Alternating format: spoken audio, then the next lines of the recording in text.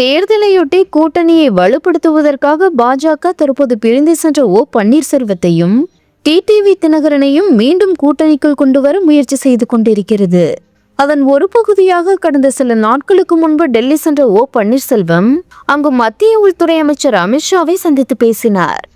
பன்னீர்செல்வம் டெல்லியில் இருந்து திரும்பிய அடுத்த நாளை பாஜக முன்னாள் மாநில தலைவர் அண்ணாமலை அமித்ஷாவை சந்தித்தார். இதையடுத்து கடந்த 7ஆம் தேதி கோவையில் நடந்த விழாவில் பங்கேற்ற அண்ணாமலையும் பன்னீர்செல்வமும் சந்தித்து தனியே பேச்சுவார்த்தை நடத்தினர்.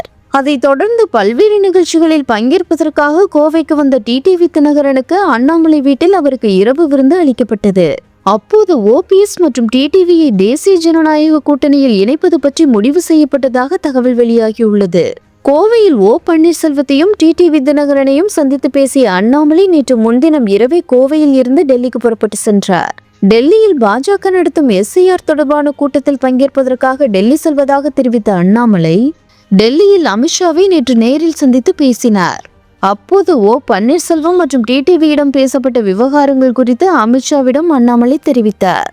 இருவரையும் மீண்டும் கூட்டணியில் இணைக்கும் வகையில் அடுத்த கட்ட நடவடிக்கைகள் எடுப்பது குறித்து ஆலோசிக்கப்பட்டது. ஏற்கனவே ஓபிஎஸ் மற்றும் டிடிவி தினகரன் ஆகியோரை அதிமுகவில் சேர்க்க மாட்டேன் என்றும் வேண்டுமென்றால் தனி கட்சியாக செயல்பட்டு கூட்டணியில் சேர்ந்தால் ஆட்சேபம் இல்லை என அக்கட்சி பொதுச் செயலாளர் பழனிசாமி தெரிவித்ததாக கூறப்படும் நிலையில் அண்ணாமலையின் டெல்லி பயணம் அரசியல் வட்டாரங்களில் பெரும் பரபரப்பை ஏற்படுத்தியுள்ளது.